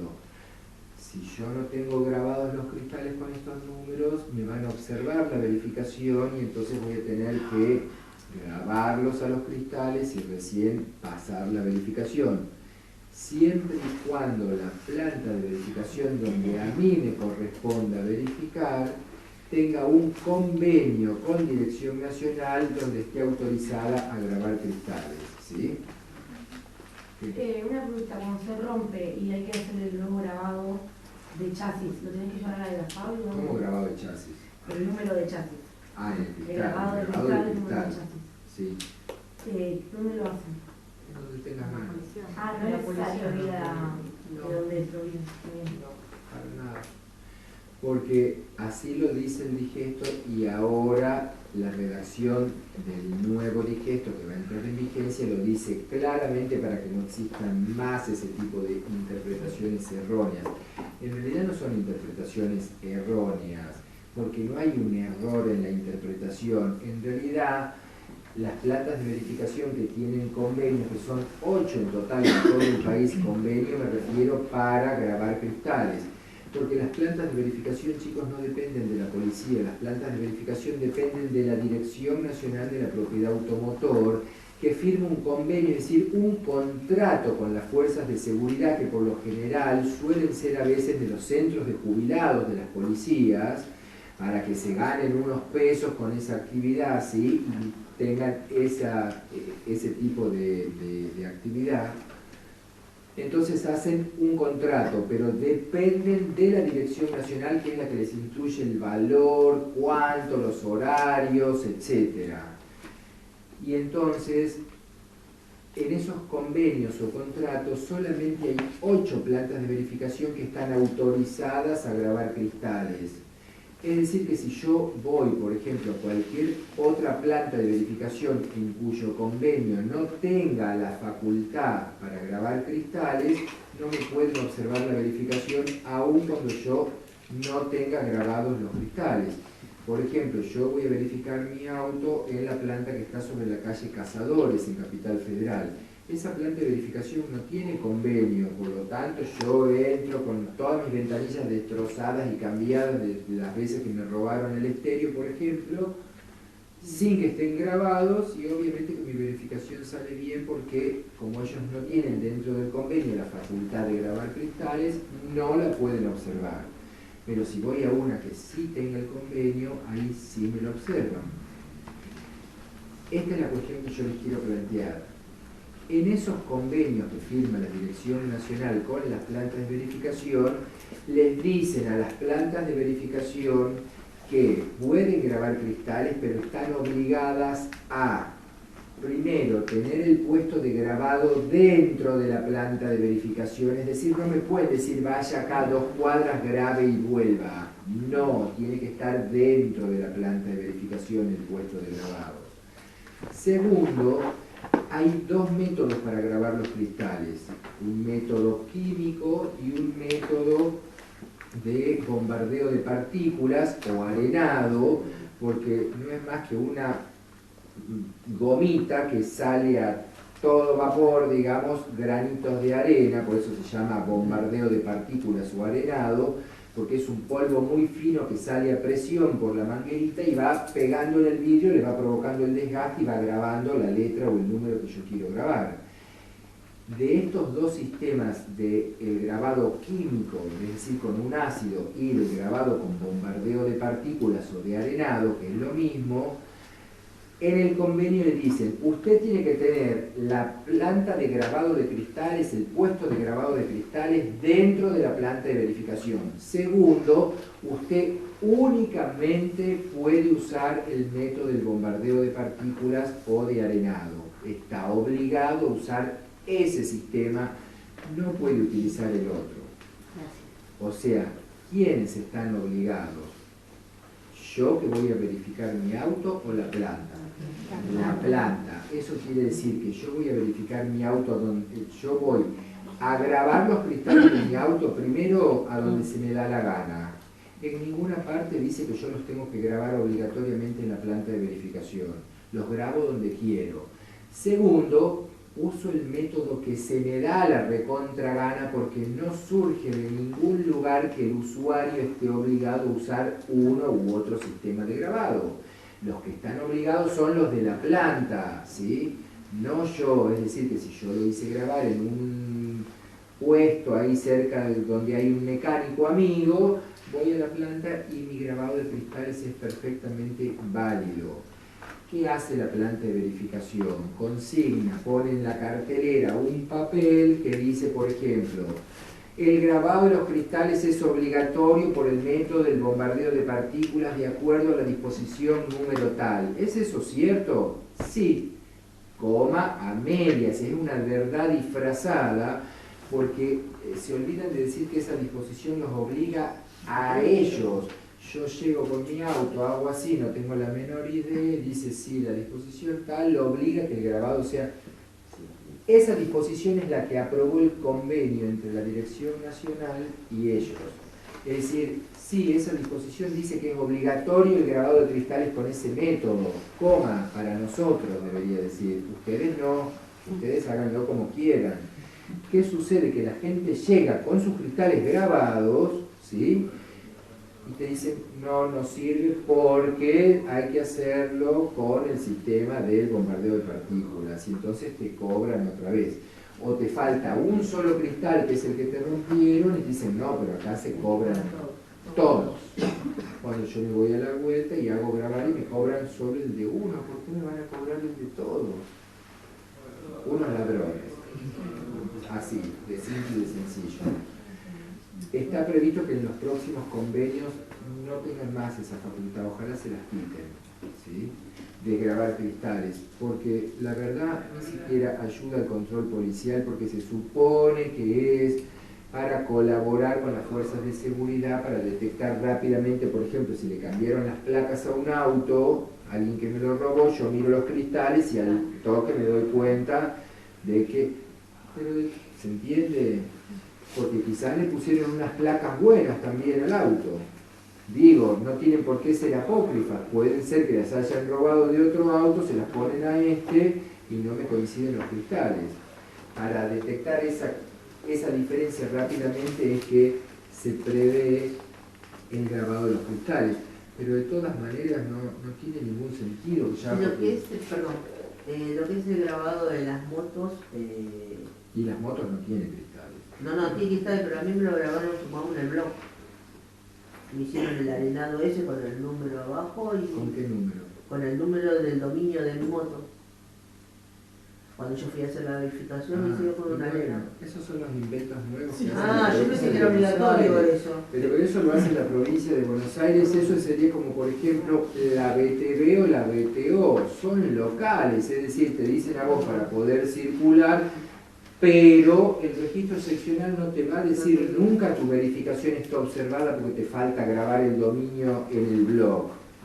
¿Y a dónde? Eso es, el registro tiene normas nacionales, no hay ninguna norma nacional que te diga que estás obligada a grabar tu dominio en el blog o grabar el dominio del auto en el blog del motor del auto, no existe eso, ¿sí? O sea, bueno, yo les tendría que explicar porque conozco bastante a fondo toda la situación. Eso no es más que un lobby de alguien que intenta desde hace años y que lo está logrando finalmente, este tremendo negocio que es el del grabado, y lo hacen bajo el caballito de la seguridad jurídica y de todo lo demás. No es verdad, solo quieren ganar dinero, no les importa nada ninguna seguridad jurídica, porque aparte las leyes ya establecen cuáles son las piezas identificables. Y además porque eso está en contra de la ley de desarmaderos, que establece que las piezas, cuando un auto es desarmado, tienen que tener el sticker de seguridad, pues se tiene que pedir la baja con recuperación de piezas, y entonces las piezas ya están identificadas con el sticker de seguridad.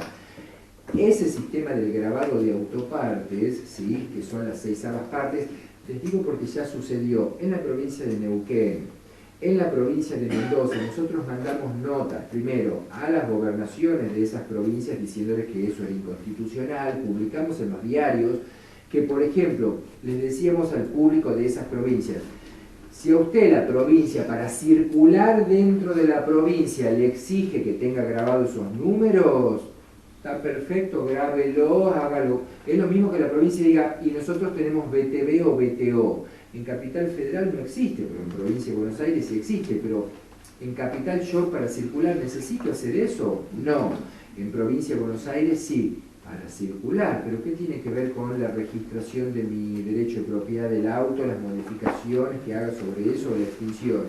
El registro nunca me va a decir tráeme la BTV o la BTO para que yo te inscriba la transferencia. Me va a decir tráeme la verificación policial, que no es lo mismo, ¿sí? Lo mismo pasa con este grabado de las 6ª partes. Me daba gracia porque eran tales mamarrachadas, la ley decía cualquier cosa, por ejemplo, nunca tenía en cuenta, por ejemplo, los autos coupé, o por ejemplo, supongamos un Gol que solamente tiene 2 puertas, porque habla de puertas y no de cristales, entonces dice, deberá grabar en los cristales de las 4 puertas y en el parabrisas y en la luneta trasera. Y yo digo, pero yo tengo 2 puertas en mi auto, ¿cómo hago? Que le bombardeo la parte de atrás y las hago puertas. No sé cómo quieren que lo invente. Entonces, mandamos las notas tipo, el encargado del registro no debe, porque además ellos con sus leyes provinciales les imponen a los encargados de registros que controlen eso y que observen los trámites si es que no lo tienen.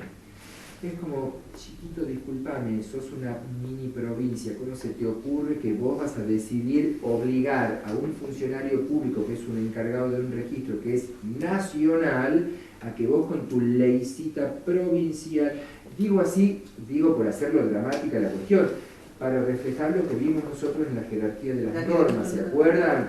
Las normas inferiores deben adecuarse siempre a las normas superiores bajo pena de ser tildadas o calificadas de inconstitucionales, como eran todas estas porquerías que hacían en estas distintas provincias. Pero como todo tiene su precio, un poco antes, un poco después, en la provincia de Buenos Aires se está logrando que, todavía no se hizo, pero viene en camino el convenio con Dirección Nacional para obligar a todos los que tengan sus automotores radicados en la provincia de Buenos Aires para que graben estas 6ª partes. Obviamente que eso corre como reguero de pólvora, tiene un efecto dominó, porque una vez que se hace un convenio con una provincia para eso, todas las otras decir, ¿y yo por qué no? O sea, ¿qué tiene Buenos Aires que no tenga yo? Scioli logró esto, pero es imposible detenerlo, porque ¿cuál sería el argumento que justifique que estos sí y otros no? Es decir, la Capital Federal también tiene una ley en el mismo sentido. Hasta ahora no la pueden implementar porque lo gracioso es que además ellos le imponen obligación de controlar ese requisito. Ustedes quieren que los controlen, nombren personal ustedes, páganle un sueldo ustedes y hagan que ellos controlen. ¿Por qué voy a controlar yo con mi personal esas normas que son para ustedes, para que ganen plata ustedes? En todo caso, de esas 6/8 partes, cuando hagan todo eso, pasan un porcentaje de los valores que cobran para la nación y bueno, de última, ahí presto el servicio y digo controlo, pero si no, ¿a título de qué? Bueno, caemos en el tema de cómo funciona en la vida real y cómo funciona en el laboratorio. Ustedes tienen que saber esto que yo les enseño, eso es lo que dice la letra de la ley. Luego, ¿qué sucede? Uno va a la planta de verificación y te dicen eso, entonces uno empieza a presentar la nota en dirección nacional, puede demostrarlo, porque dice yo voy a presentar una nota y que les hagan algo, y entonces ellos contestan, porque es una cuestión de hecho, ¿sí? Porque uno dice, ¿en dónde está escrito? Lo que está en la cartelera es verdad, la disposición obliga que se grabe con ese sistema, pero en ninguna parte dice al ciudadano, ¿sí? Entonces, hay que probar que ellos realmente te quieren obligar a que vos grabes con el otro sistema. Es una cuestión de hecho, entonces terminan siendo una cantidad de tiempo, de energía, de ir, de volver, de esperar. ¿Qué es lo que termina haciendo la gente? ¿Cuánto cuesta el maldito grabado de los cristales? Tomá y me voy de acá lo más rápido posible y me olvido de todo. Funciona así, chicos, lamentablemente, pero no es solamente en las plantas de verificación, esto uno lo puede ver en cualquier lugar, ¿sí? Es lo mismo. O cuando te para la policía, por ejemplo, en el camino, cuando estás viajando y te dice la cédula, y vos le mostrás la cédula vigente del dueño del automotor, pero vos no sos el propietario. Es decir, que no pasó más de un año desde que fue emitida, con lo cual puede ser usada válidamente por cualquier persona que sea el tenedor de la cédula y dice, no, pero si usted no es el propietario, usted tiene que tener la cédula azul, sí o sí. No, pero me dijeron con esta, y no. Vaya pensando, estamos cerca del mediodía, en la hora del vino, con cuánto puede colaborar.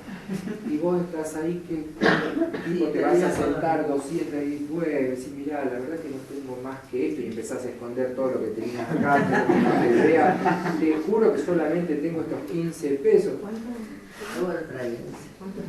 Profesor, en la moto ahora también, cuando hace la verificación policial, te hacen el grabado, como no tienen cristal, en el caño de escape, en el blog y en el barral. Ahora te cobran 180 pesos. Toda una chantada, chicos. Esa es la verdad, toda una chantada. ¿Puede uno llegar a eso? ¿Que no te lo graban? Sí, pero... Eso va a tener un recibo. Obvio. Y bueno, pero son medidas que se pueden tomar como para circular dentro de la provincia. Es lo mismo que la BTV. ¿Hay alguna norma nacional que te obligue? No, pero si la provincia te dice vos, para poder circular, yo te controlo que tengas hecha la BTV. Pero el registro seccional, cuando vas a inscribir un trámite, ¿te pide en algún momento la BTV? No te pide nunca. Es lo mismo que el registro te diga, y tráeme que tenés grabado el caño de escape. No, olvídate. Solo tienen efectos locales esas normas. Chicos, son las 12 menos cuarto, nunca tomaron el café. Bueno, tomen el café y bueno, para que yo les dé besos y los bendiga. Me anotó como que no se 3 fichas. ¿Alguien quiere comentar algo sobre cómo estacionó su auto? Bueno, vamos a ver el tema de la erradicación de los automotores. Verificación de los automotores.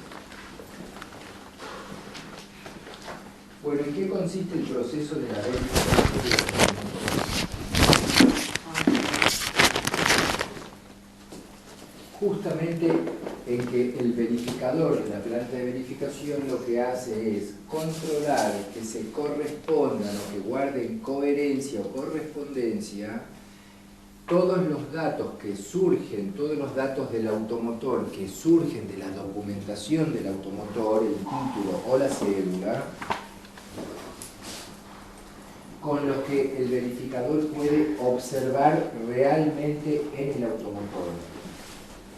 Es decir, por ejemplo, si yo llego con mi cédula dice que el automotor es tal marca, que tiene un motor marca tal, motor número tal, motor chasis marca tal, número de chasis tal, ¿sí?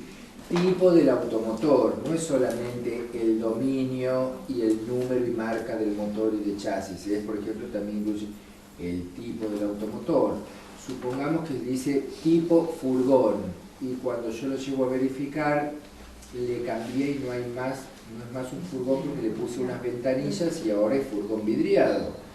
¿Me va a salir observada la verificación porque se corresponde el tipo? No, la documentación dice furgón y lo que está viendo el verificador es un furgón vidriado. Por lo tanto, me la va a observar a la verificación y me va a obligar a hacer a mí el trámite de transferencia más el cambio del tipo del automotor, ¿sí? Porque está en la documentación con un tipo que no es el que le corresponde ahora en ese momento. Entonces, esos son los datos que va a controlar el verificador, es decir, todos los que surgen de la documentación que tiene la vista se deben reflejar exactamente en lo que el verificador ve. Si el verificador encuentra alguna inconsistencia, es decir, alguna diferencia entre estos datos, observa la verificación. Quiere decir que no sale aprobada, ¿sí? Que yo debo ajustarla u ordenar todas las diferencias a fin de que pueda pasar la verificación física. La verificación física tiene un plazo de validez de 150 días hábiles administrativos. Es decir, cuando yo hago la verificación tengo ese plazo para poder utilizarla en un trámite que requiera verificación. Porque en general los trámites ante el registro de la propiedad automotor requieren que sean acompañados de una verificación física. Es decir, ¿a qué efecto se presenta la verificación? Es para que el encargado del registro siempre esté controlando que esa verdad registral que se encuentra en el legajo, ¿sí?, se corresponda con la verdad material, es decir, con que el auto realmente tenga todos esos datos que aparecen dentro del legajo. Por ejemplo, si usted me vende a mí el automotor, no me puede vender en los papeles que me vende tal auto con tal motor, con tal número de chasis y entregarme un auto distinto de ese que figura en la documentación. Es decir, el encargado del registro tiene que procurar que esa verdad registral se refleje exactamente en la verdad material y por lo tanto no haya diferencias, no aparezca que yo tengo una cosa y en realidad lo que tengo es otra, ¿sí? Mientras tanto, cuando no coincide, digamos, algo del auto, el auto queda secuestrado. Bueno, depende si es que se ¿Tiene presume la 150 comisión. días para, digamos, aclarar ese problema que tiene? No, eso es solamente la validez de la verificación, porque si la verificación te salió todo bien, igual tenés 150 días para utilizarla. Por ejemplo, ya sea en la transferencia, en el cambio. Supongamos que yo cambié el motor. Y obviamente en la verificación va a estar el nuevo motor con los datos del nuevo motor. Yo ahora con esa verificación la tengo que usar para adjuntarle a la solicitud tipo 04 con la que yo voy a peticionar en el registro la inscripción del trámite cambio de motor, pero tengo que acreditar que el motor que yo estoy diciendo que le puse al auto está incorporado en el automotor. ¿Cómo lo acredito? Con la verificación física que dice que ahí está puesto el motor marca tal, número tal. Si yo no hago ese trámite dentro de los 150 días desde que se hizo la verificación física, voy a tener que hacer una nueva verificación para poder presentarlo con el trámite de cambio de motor, aun cuando la verificación hubiese salido correcta. ¿Se entiende? Es decir, que el plazo no es para corregir los errores que tenga. El plazo es, esté bien o esté mal la verificación, tiene ese tiempo de validez y después tengo que hacer una nueva y pagar una nueva verificación. En caso de que haya diferencias, se observa la verificación y después vamos a ver cuáles son las maneras de corregir esas diferencias, qué posibilidades hay, ¿sí?, para corregir las diferencias. Porque de lo que se trata acá es de acreditar que el automotor que yo tengo es el mismo que me vendieron y no que está robado, o que le puse un motor robado, o si el chasis es diferente, es obvio que se trata de otro automotor. ¿Vieron el chico ese que la madre le prestó el auto, no sé, para hacer las compras, lo chocó y él tuvo una idea maravillosa que fue robar uno igual y lo...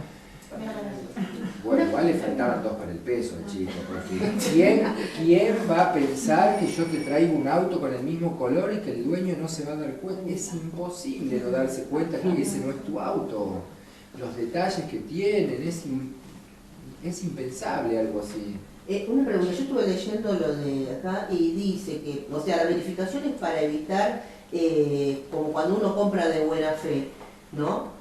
Supuestamente dice que tiene 2 años para poder... No, eso es otra cosa. Ah, pensé que era exactamente otra cosa. Sí, o sea, estamos hablando de la verificación, pero le está dando otra cuestión ahí. Ajá. Que es para acreditar la buena fe, claro, registral. O sea, la ley te dice que para que vos acredites que sos un comprador de buena fe, necesitas haber pedido un certificado de dominio que te bloquea el legajo por 15 días hábiles administrativos, más la verificación física del automotor.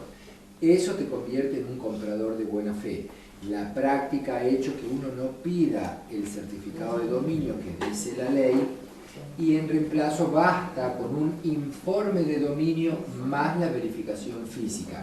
¿Qué quiere decir esto? Que yo voy a acreditar que fui un comprador de buena fe, es decir, que fui estafado en mi buena fe, si yo tomé todas las medidas conducentes a asegurarme que lo que me están vendiendo es lo que dicen que me venden. Entonces, fui y pedí en el registro un informe de dominio que me dice quién es el dueño, todos los datos del automotor, todos los datos del titular registral. ¿Qué más me dice el informe de dominio? El número de título, porque la documentación registral toda tiene medidas de seguridad. Por ejemplo, el título, además de todas las medidas de sensibilidad a la luz ultravioleta, filigrana, etcétera, etcétera, tiene un número de control. Yo les expliqué, así como los billetes de curso legal tienen un número que no se repite, los títulos tienen uno, las cédulas tienen otro, etcétera. Entonces yo miro en el informe de dominio, si vos me presentás un título y no me coinciden los números, es obvio que me estás presentando un título falso, o lo mismo pasa con la cédula. O si me dice, por ejemplo, que es casado, y yo sé que esa persona, además de su firma, necesito la firma de su cónyuge, porque si no, no voy a poder transferir el automotor. Entonces, con esos 2 elementos, el informe de dominio más la verificación, ahí la ley me considera un comprador de buena fe, es decir, que tomé todos los recaudos para asegurarme de que no me estafen y aún así me estafaron. Ahí soy un comprador de buena fe. La gente confunde y en vez de defenderse con este principio de la buena fe, intenta alegar otro principio en su defensa, que es el de la propia torpeza. Es decir, hay una regla que dice nadie puede alegar su propia torpeza en su defensa. Es decir, yo no le puedo ir y decir al juez, mire, discúlpeme, pero por revolú me pasó esto, soy un tarado y no me di cuenta. No, uno no, porque si no, uno podría decir eso con todo, ¿sí? Tipo, no me di cuenta y soy un bobo, discúlpenme. Es como, bueno, hacete cargo de tu bobitud y pagá las consecuencias. Es decir, no es lo mismo ser un comprador de buena fe que decir, y bueno, pero lo que pasa es que iba pasando y charló conmigo y me pareció una buena persona y él tenía el auto y me lo vendió y estaba a buen precio y me dijo de que tenía un apuro porque quería pagarle una operación a la hija que estaba enferma y yo le compré el auto de re buena fe. No, no se lo compraste de buena fe, se lo compraste de estúpido. ¿Estamos? O sea, eso sería alegar la propia torpeza. No se puede usar como defensa eso, fui un estúpido. La gente cree que es comprador de buena fe cuando compra por estúpido. No es así, son 2 cosas diferentes. Para ser comprador de buena fe necesito haber tomado todos los recaudos que una persona con 2 dedos de frente hace, ¿sí?, para poder comprar su auto en buenas condiciones. es el equivalente a, en el derecho civil, ser un buen padre de familia, o en el derecho comercial ser un buen hombre de negocios, como dice la ley. Es decir, tomar todos los recaudos que son necesarios de acuerdo a la actividad que yo desarrollo para que eso que estoy haciendo llegue a un buen fin. Si no hago eso, estoy alegando mi propia torpeza, no acreditando mi buena fe, ¿sí? Bueno, chicos, ¿tienen alguna pregunta hasta acá? Vamos a dejar acá y vamos a seguir con la unidad de la clase que viene. ¿Quieren preguntar alguna cosa hasta acá? Allá atrás. Nada. Bueno, que tengan un buen fin de semana. Buen fin largo.